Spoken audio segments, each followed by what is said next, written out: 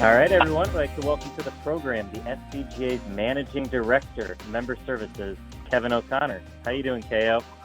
I'm doing okay. How about you, Jonathan? Oh, hanging in there. Long year, coming to an end, but hopefully brighter days are ahead. So, for our listeners that aren't familiar with your role, can you give them a little bit of an idea of what your work consists of here at the SCGA? Well, as the title references member services, it's kind of a all-encompassing customer service, customer engagement role. We oversee and are involved with basically everything associated with handicapping, the GIN service, which is the Golf Handicap and Information Network that we use, that our members use as well. All membership-related items, our course rating program that with Doug Sullivan, and our club services, which is our interaction with our member clubs and their officials through Jeremy Pitt. Yeah, that's great. Obviously, it's certainly a core service of ours is the Handicap Index, and you're very familiar at that with your past experience. Before the SCGA, you were working with our friends up at the Northern Cal Golf Association, and you spent 15 years at the USGA. So can you describe a little bit how your previous experience, now relates to your position? Sure. Well, at NCGA up there in Monterey, I was brought in to complete the introduction of slope rating into the handicap system in that region. At the time, that was a new concept and was being introduced nationwide, and NCGA needed to hop to and get ready. And then shortly after completing that, the NCGA converted all of its handicap support to the GIN service that I just referenced. So migrated from one computation service to another. SCGA went through that in 2010 as well. Yep. That effort, the USGA decided that that positioned me to have a role, and I was hired by the USGA to become involved with the GIN service as kind of a liaison with all the associations that use that service. And that just morphed over time into a number of roles at the USGA, and finally an oversight role tied to handicapping, GIN, the Regional Affairs Department, and Information Technology. I just kind of had my hands in a lot of things all at once at the USGA. Yeah, absolutely. And, paramount to that experience is, as mentioned before, the Handicap Index, one of our core services. Why is having a Handicap Index paramount to the game of golf? Paramount. You're giving big credibility to a Handicap Index. Significant stuff there. That's right. We might be a little bit biased, but go ahead and explain why it's super important. Well, having some kind of standardized measurement is pretty important. Whether that's internally, me looking at myself, or outwardly in comparing to others. And in looking at myself, one might say, hey, scores do a good job of telling you whether you're improving or getting worse or something of that nature. And as we move from course to course or tee to tee, sometimes you can't really tell that 90 at one golf course versus 88 at another, which one's really better. So having a handicap index to be able to systematically measure that and really tell us how we're doing, just having a measurement instead of I feel like I'm doing better or I feel like I'm doing worse. And as I referenced, also comparing to someone else, someone like you is a highly skilled golfer, You tell me what your handicap index is, something like a 2, 2-1, something of that nature. And if I'm a 6.5 or 6.7, I know right then and there that you're, more highly skilled, and I have a little lay of the land to start with. It almost is like you looked up those handicap indexes before this call, because that's spot on.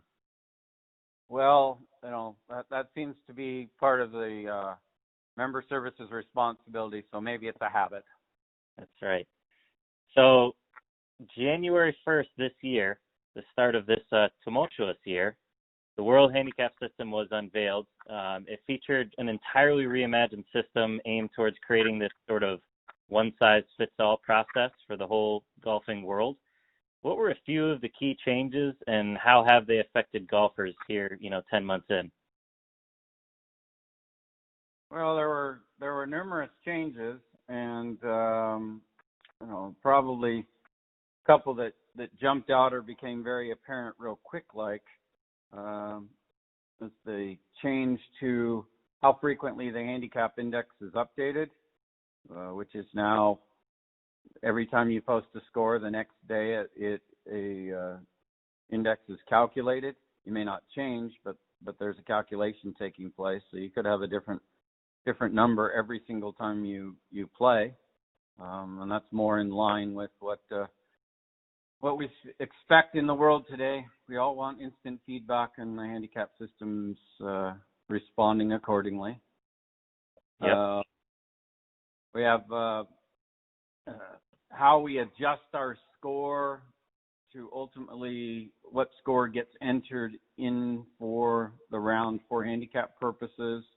The concept of net double bogey is definitely new, and it's taking a little bit of time to be completely understood. This method is far better than what existed before, which was a fixed score method. This one takes into account how difficult the hole is. It makes more sense to align with, I have a different maximum score on a par 3 than I do on a par 5 hole. But with on that net double bogey, let me stop you there, because I agree there's definitely still a little bit of confusion. When you're entering that score into the GIN app, are you always entering gross score or net when it has to do with that net double bogey? I know, say it's the number 1 handicap hole, and I pump 2 drives out of bounds and end up scoring an 8 on the hole gross. Now, that's a par 4, obviously. So my maximum score that I can take there is a net double bogey, so it would be a net 6 or a gross 7 on the hole. Am I going to post a 7 or a 6? So the overall phrase for posting a score is called your adjusted gross score. So you're going to enter a gross score. And one of the great things about all the score posting tools that the SCGA offers is if you, on that particular hole, I think, what did you say you made? You pumped a couple out of bounds. You made a 8 or a 9 or something like that? Either or. Let's say an 8. I had a good 8.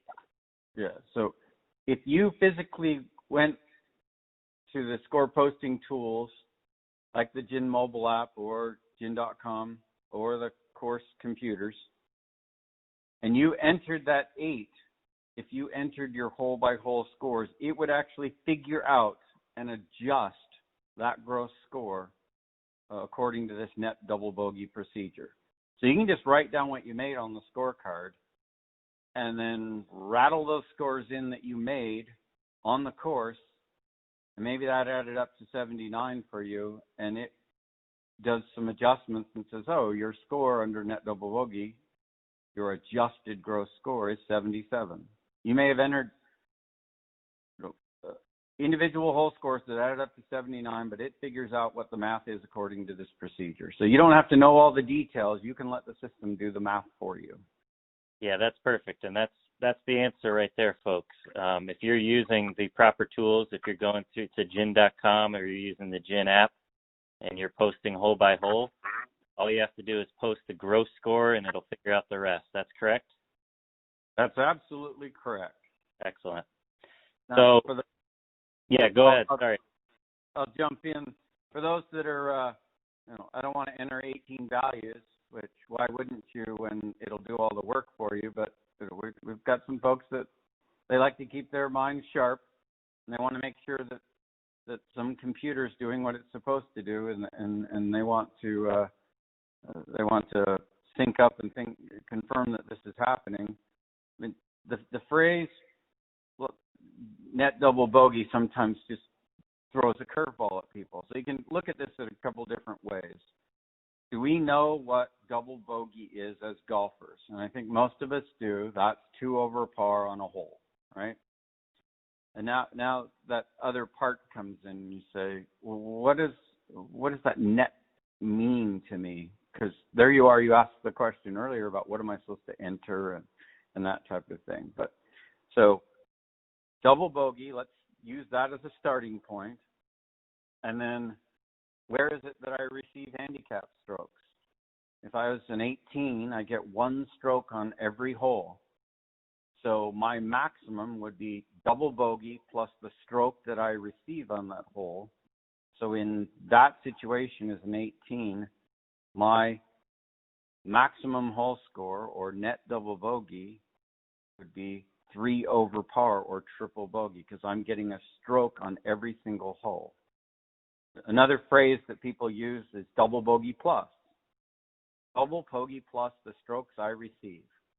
Yep. Fair enough. Just different ways, just different phrases. Some of them resonate better than the formal term that's involved. And if you understand double bogey and you can figure out where you get shots on holes, you can understand this pretty easily. But as you mentioned, first and foremost, why not let these machines do the work for us, and we'll just enter what we shot on the golf course. Yeah, there you go. So, folks, download that GIN app and make sure you're posting hole by hole if possible. So, moving on here, the term sandbagger is quite possibly, the worst insult you can hurl at a golfer or have hurled at you. And for those who are unfamiliar with the term, it's basically a golfer who carries a higher handicap than they should and ends up walking away with the money most of the time. So what checks and balances are accounted for in the handicap system to better protect from, that proverbial sandbagger? Protection against sandbaggers. Oh, blasphemy! Don't we all want workarounds to systems? Well, the good news is there are a few. So we'll rattle off a couple.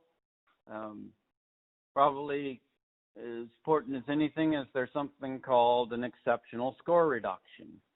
And what that is if you have a really great round, the handicap system thinks at some level that's so great that it probably means your handicap index is not accurate.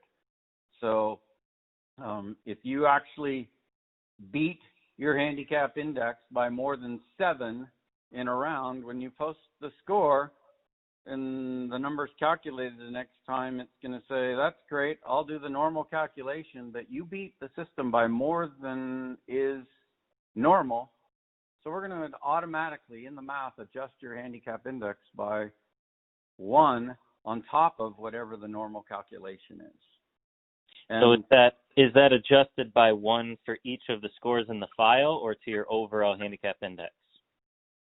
The truth of the matter is the answer is both. Yeah. So what it does is it adjusts the differentials of your 20 most recent scores, the ones that are going to be used in the calculation, and the net result of that is it changes your handicap index by 1 in addition to whatever the normal calculation is. Okay. Yeah, that makes sense. And if you really go for the home run and you beat your handicap index by 10, that reduction will be 2 on top of what the normal calculation is. So enjoy your victory, celebrate, and tomorrow your handicap index will reflect the fine day that you had. That's right. But the handicap index is about potential. So I guess that makes sense. So we have score reduction, And what other protections? Are there any other protections in the system? Yeah, so we have all these calculations going on, and each time you post a score, your handicap index is updated. And something that people in Southern California are very familiar with is a low handicap index, which is the lowest handicap index that you've had in the last 12 months. And some competition committees will actually use that as part of what they use in an event. But that low handicap index, there's now a tracking mechanism in the system that says, okay, I see what your lowest has been in the last 12 months, and if you start having a slump or whatever's going on and your index starts to go upward, it just can't go upward continually. There's some caps against that low value. And once your index calculation is at least 3 higher than your low index, then some suppression and caps start to take place. And there's some complexity in the math, but if you look and you say, gee, my low is 10, and I feel like I should be a 19, and the system's not giving you a 19, it's saying, no, you're a 13.5. There'll be a little identifier, a little eye with an icon and a circle next to your index, and if you hover over it, it'll say some kind of cap is applied to your handicap index. So, okay, you just can't go upward for time and eternity. So you as a 2.1, Jonathan, I'm not going to see you listed as a 12 anytime soon. I hope not, unless I change to golfing lefty, which sounds like a fun idea, actually. Yeah, didn't you probably saw a couple of tour professionals try to flip it around and play a round or two of golf lefty. They still broke 100 too, which is very impressive. Yeah. So not me. That'd be the end of me. Yeah, I mean, moral of the story here, though, is sandbaggers beware, because there are checks and balances. So hopefully, if everybody is posting every one of their scores as they should, then those folks should be adjusted properly, through the system. Those are two pretty good math parts. There's just one more that I wanted to throw in. Yeah, go for it. Forward, and there's a human element to this system as well, and it's every club has a handicap committee, and its job is to make sure that index that it's issuing to its members is accurate. And if they see some sort of anomaly of some type, they do have the authority and the responsibility to go and potentially modify players' handicap indexes. So you've got some mathematical formula components doing some work, and you also have a human element of this committee, both in a position to address the sandbagger topic. Great. And yet they still seem to be a problem from time to time. A tale as old as time. But moving on here, we'll jump to our current dilemma, which is obviously the COVID-19 crisis. If the new handicap system wasn't enough for this past year, obviously the world tossed this at us. What have been some of the challenges during this COVID era in golf, and how have the rules of golf and sort of the rules of handicapping changed during this time? Well, I'll focus probably more on the handicapping element. You're seeing some scenarios where you're not allowed to hold the ball, and you've got noodles in the bottom of cups, and sometimes you're not seeing bunkers, or you're not getting or bunker rakes, or all kinds of different things. A positive in the handicap system is that there's always been a mechanism in place that said you did not have to hole out every stroke on every hole to have a acceptable score for handicap purposes. So here we are in the COVID world, in some cases, were precluded from holing out.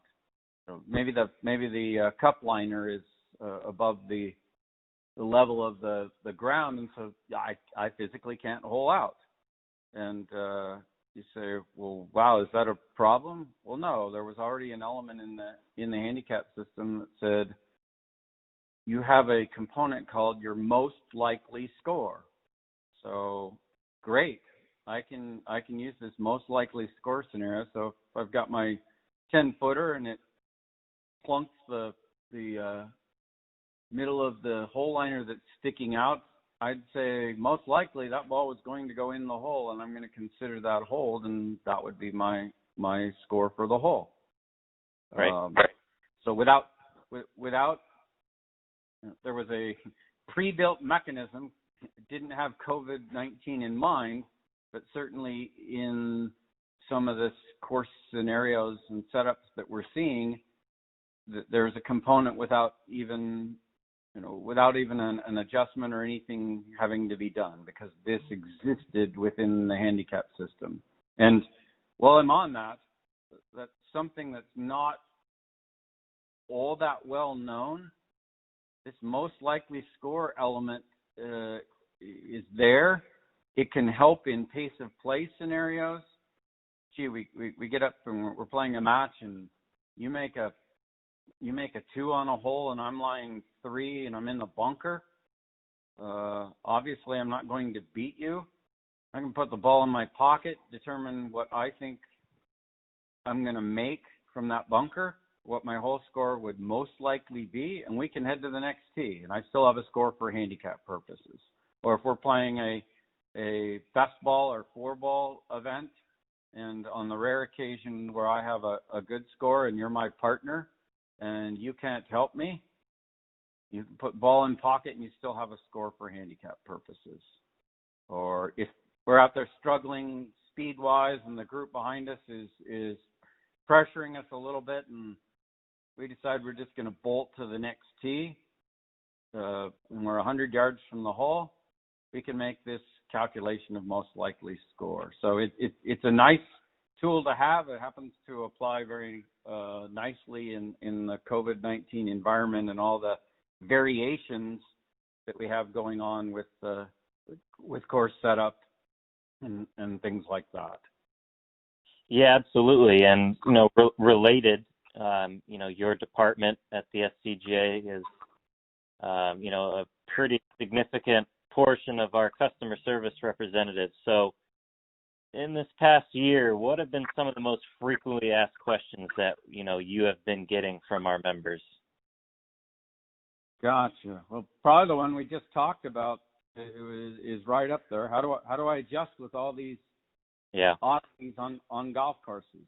And we just referenced out the most likely score scenario, but there's a lovely COVID-19 hub on SCGA.org that'll give lots of detail on both the handicapping and the rules side for all those anomalies that exist today. So that's a very frequent query. I need my GIN number to post my score. It's amazing how often we're asked, what is my GIN number? So that's basically your handicap ID. You have one. Doesn't matter how many clubs you are in. It's the same number. You have one scoring record. But that number is pretty important to be able to post a score. Yeah, I mean, sometimes I mix mine up with my Social Security number, and that gets me in a lot of trouble from time to time. Okay, well, you may have some taxation issues that we have to deal with later. Right. So how about something non-COVID related that maybe prior to this year that, we get a lot of inquiries about? So very, very common every year is how do I renew my membership? So I'm a member of Club X, and I want to continue in Club X, and I'm not quite sure what I need to do, when I need to do it, etc. And probably as important as anything is we have automated email messaging that goes out to members and kind of waves the it's time to do something scenario specific to the club that you're a part of, or each club if you happen to be a member of more than one thing. So starting 60 days before your membership is scheduled to expire in Club X, you'll get an email that says it's time to renew in Club X. And if the club uses our online membership payment program, there'll be a link sitting right there. You just click, have your Visa or MasterCard ready, and your GIN number as well, and it'll bring up your profile, and you've renewed your membership, and off you go for another year. And if you don't, if your club doesn't happen to use that feature, the message will tell you to a contact point at the club that you need to reach out to that contact point for them to renew on your behalf. Great. Yeah, and I guess, believe it or not, we do want our members to renew.